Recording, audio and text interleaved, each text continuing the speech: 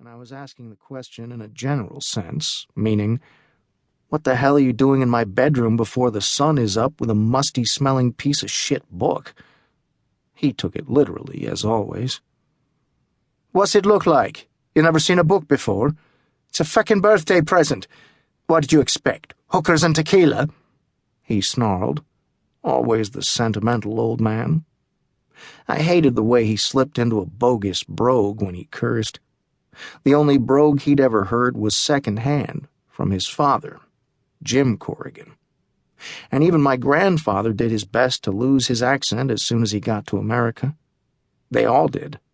Back then, speaking with a brogue wasn't sexy or cute, and it didn't win you the hearts of women. If you spoke with a brogue, people assumed you lacked in education, money, and common sense. Most of the time, they were right on all three counts. Unfortunately, my grandfather's brother, Sean, whom I was named after, and whom my grandfather came over to join as a partner in the creatively named Corrigan's Tavern, never lost his brogue. It may have cost him his life. Great-Uncle Sean arrived here in 1921 when he was just 16, running from the original Troubles, I suppose. He never quite outran them, because on March 18th, 1946, the morning after St. Patrick's Day, my father found him in the alley next to Corrigan's Tavern, the victim of an apparent mugging that turned violent. He was barely alive when they found him, and only said one thing in Irish before he died. Ní dhialann darmid féice, which translates as, a debt is still unpaid, even if forgotten. No one knew what it meant, but the police thought he probably owed the bookies some money. It was definitely possible. The assumption was that after he locked up the bar, either the bookies showed up for something he owed them, or someone pegged him as the owner by his brogue and tried to take the night's receipts. The strange part is that he had the cash in his pocket when they found him, a flask of whiskey by his hand, and his head propped up on his coat. You would have thought he was peacefully sleeping off a bout with the stout, if not for the hole in the back of his head.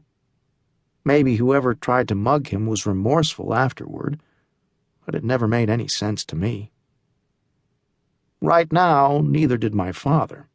He was still staring at me, waiting for me to say something about his sudden awareness of my birthday, a birthday I had forgotten myself. Well, maybe I hadn't quite forgotten it, but I certainly hadn't remembered it yet. Like I said, it was early, and last night's birthday celebration had only ended a couple of hours ago. My body's alcohol content was probably still over the legal limit, since I had been drinking to celebrate both being legal and to forget that my girlfriend, Sarah, had dumped me 2 weeks before.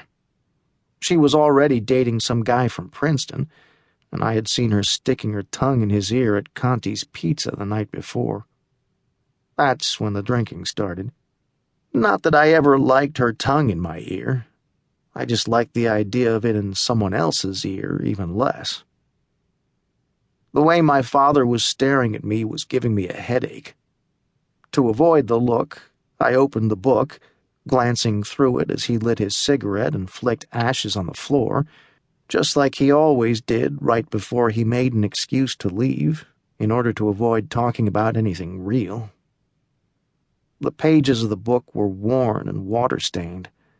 The first page was headed, Notes for Dr. Sorensen, but Dr. Sorensen's name was crossed out, and next to it, someone had written, The Next Time, so that it now read, Notes for the Next Time.